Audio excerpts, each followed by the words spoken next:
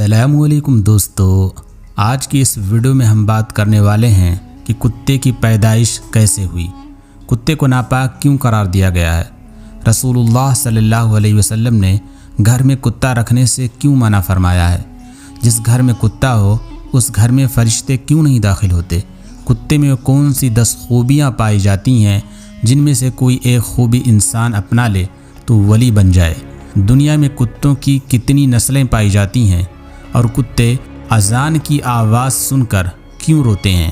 کتے کے متعلق اور بھی بہت سے حقائق جنہیں جان کر آپ حیران رہ جائیں گے۔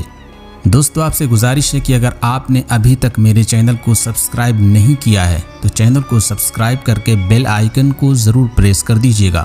تو چلیے ویڈیو کو شروع کرتے ہیں۔ دوستو، کتا نہ صرف زمانے قدیم سے انسان کا بہترین ساتھی ہے بلکہ کتوں کا شمار دنیا میں سب سے زیادہ پالے جانے والے پالتو جانوروں میں ہوتا ہے۔ کتے کی پیدائش سے متعلق قدیم تاریخ اور صحیفوں میں 2 حکایات موجود ہیں۔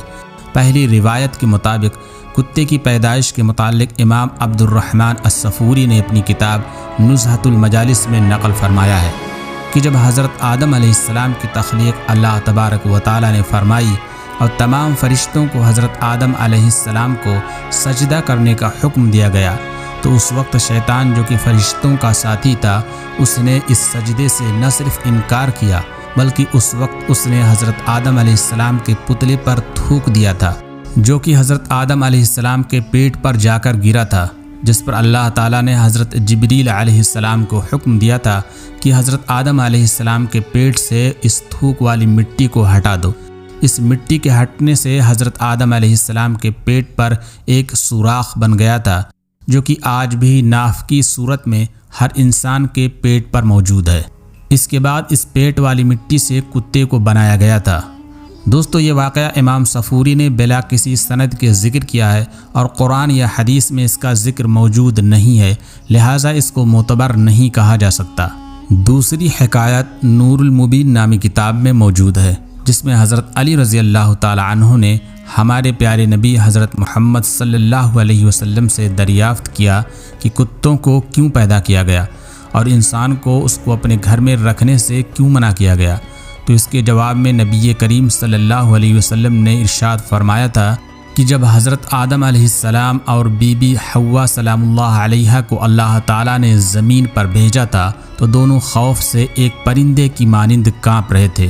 اس وقت شیطان دنیا کے دیگر درندوں کے پاس گیا تھا اور ان سے کہا تھا کہ تم لوگ آ کر ان معصوم پرندوں جیسے کمزور لوگوں کو کھا لو۔ درندوں کو پکارتے ہوئے شیطان کے منہ سے کف جاری ہو گئی تھی۔ اس تھوک سے کتے کو تخلیق کیا گیا۔ یہی کتے اس کے بعد انسانوں اور ان درندوں کے بیچ اللہ تبارک و تعالیٰ کے حکم سے آ گئے تھے اور انہوں نے انسانوں کو بچا لیا تھا۔ بخاری شریف کی حدیث نمبر 3227 اور مسلم شریف، سنن ابو داؤد، مسند احمد سمیت دیگر احادیث کی کتب میں ام المؤمنین حضرت سیدہ میمونہ رضی اللہ تعالی عنہا سے یہ روایت بیان کی جاتی ہے کہ ایک بار رسول اللہ صلی اللہ علیہ وسلم بیدار ہوئے تو غمگین اور خاموش تھے۔ میں نے پوچھا، یا رسول اللہ صلی اللہ علیہ وسلم، کیا بات ہے؟ آپ کی کیفیت، آپ کی حالت بدلی ہے؟ تو فرمایا، حضرت جبریل علیہ السلام نے رات آنے کا وعدہ کیا تھا پر نہیں آئے، پورا دن اسی طرح گزرا، پھر آپ کو یاد آیا کہ ہمارے بچھونے کے نیچے کتے کا ایک بچہ ہے۔ آپ صلی اللہ علیہ وسلم نے اسے نکالنے کو کہا اور اپنے دستے مبارک سے اس جگہ پانی چھڑک دیا۔ اگلی رات حضرت جبریل علیہ السلام آئے اور کہا، ہم اس گھر میں داخل نہیں ہوتے جہاں کتا ہو یا تصویر ہو۔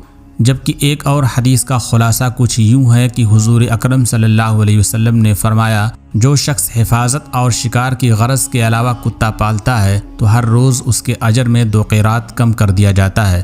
اس حدیث میں اجر گھٹ جانے کی جو بات ہے، اس سے معلوم ہوتا ہے کہ بلا ضرورت کتے کو پالنا مکروہ تحریمی ہے اور مکروہ تحریمی ہونے کی وجہ سے اس گھر میں رحمت کا فرشتہ داخل نہیں ہوتا۔ کتا ایک نجس یعنی ناپاک جانور ہے جو مردار کھاتا ہے۔ کتے کے سامنے اگر تازہ اور بدبودار گوشت رکھا جائے تو یہ بدبودار گوشت کو ہی ترجیح دیتا ہے اور اپنی قے کو بھی دوبارہ چاٹ لیتا ہے۔ اس لیے فرشتے پاکیزہ مخلوق ہیں اور وہ ہر اس مقام پر نہیں جاتے جہاں نجس ہو۔ ایک طرف تو کتے میں وفاداری کا خاصہ پایا جاتا ہے تو دوسری طرف یہ اپنی ہی نسل کا دشمن بھی ہوتا ہے۔ حدیث شریف کے مطابق کتے کے جھوٹے برتن کو 7 دفعہ دھونے اور 1 دفعہ مانجنے کا حکم دیا گیا ہے، حالانکہ نجس برتن تو 3 دفعہ دھونے سے شرعاً پاک ہو جاتا ہے۔ دوستو، جدید سائنس بھی اس بات کو مان چکی ہے کہ کتے کے لعاب یعنی تھوک میں انتہائی خطرناک جراثیم پائے جاتے ہیں جو انسانی صحت کے لیے انتہائی نقصان دہ ہوتے ہیں۔ حضرت حسن بصری فرمایا کرتے تھے کہ کتے کے اندر 10 خوبیاں ہیں، اگر ان میں سے ایک بھی خوبی انسان کے اندر پیدا ہو جائے تو ولی بن سکتا ہے۔ نمبر 1، کتے کے اندر قناعت ہوتی ہے، جو مل جائے اسی پر قناعت کر لیتا ہے اور راضی ہو جاتا ہے، یہ قانعین یا صابرین کی علامت ہے۔ نمبر 2، کتا اکثر بھوکا رہتا ہے، یہ صالحین کی علامت ہے۔ نمبر 3، کوئی دوسرا کتا اس پر زور کی وجہ سے غالب آ جائے تو یہ اپنی جگہ چھوڑ کر دوسری جگہ چلا جاتا ہے، یہ راضیین کی علامت ہے۔ نمبر 4، کتے کا مالک اگر اس کو مارے تو وہ اپنے مالک کو چھوڑ کر نہیں جاتا، یہ صادقین کی علامت ہے۔ نمبر 5، اگر کتے کا مالک بیٹھا کھانا کھا رہا ہو تو یہ باوجود طاقت اور قوت کے اس سے کھانا نہیں چھینتا، یہ مساکین کی علامت ہے۔ نمبر 6، جب مالک اپنے گھر میں ہو تو یہ دور جوتوں کے پاس جا کر بیٹھ جاتا ہے، ادنا جگہ پر راضی ہو جاتا ہے، یہ متواضعین کی علامت ہے۔ نمبر 7، دنیا میں رہنے کے لیے اس کا کوئی اپنا گھر نہیں ہوتا، یہ متوکلین کی علامت ہے۔ نمبر 8، رات کو یہ کم سوتا ہے، یہ محبین کی علامت ہے۔ نمبر 9، اگر اس کا مالک اس کو مارے تو یہ تھوڑی دیر کے لیے دور چلا جاتا ہے، اور اگر اس کا مالک اس کو دوبارہ روٹی ڈالے تو یہ دوبارہ آ کر کھا لیتا ہے، اس سے ناراض نہیں ہوتا، یہ خاشعین کی علامت ہے۔ نمبر 10، جب مرتا ہے تو اس کی کوئی میراث نہیں ہوتی، یہ زاہدین کی علامت ہے۔ دوستو، یہ وہ تمام علامتیں ہیں جن کا ذکر حضرت حسن بصری رحمۃ اللہ تعالی علیہ فرمایا کرتے تھے۔ دوستو، کتے اذان کی آواز سن کر کیوں روتے ہیں؟ آپ نے بھی یہ بارہا دیکھا ہوگا کہ جیسے ہی فجر کی اذان ہوتی ہے تو اکثر اوقات کتے اذان کے ساتھ رونے جیسی آوازیں نکالنے لگتے ہیں اور آسمان کی جانب منہ کر کے روتے ہیں۔ بعض اوقات کتے فجر کے علاوہ باقی اذانوں کے ساتھ بھی ایسی ہی آوازیں نکالتے ہیں۔ اکثر لوگوں کے ذہن میں یہ سوال پیدا ہوتا ہے اور وہ یہ سوال پوچھتے بھی ہیں کہ کتے ایسا کیوں کرتے ہیں؟ روایات میں یہ بات ملتی ہے کہ رات کے اوقات میں اکثر شیاطین اور جنات وغیرہ اس کائنات میں گھومتے پھرتے رہتے ہیں اور ان کا یہ گھومنا رات کو ہی ہوتا ہے، اور جیسے ہی مؤذن فجر کی اذان کے لیے اللہ اکبر کی آواز بلند کرتا ہے تو یہ شیاطین اس آواز کو سنتے ہی بھاگنے لگتے ہیں۔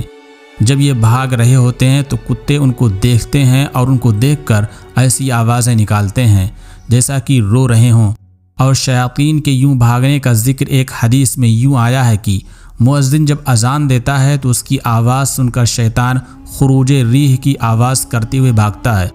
یاد رہے کہ انسانی نظر سے اللہ تعالیٰ نے بہت سی باتوں کو پوشیدہ رکھا ہے، لیکن بعض جانوروں میں یہ طاقت رکھی ہے کہ وہ ان چیزوں کو دیکھ سکتے ہیں۔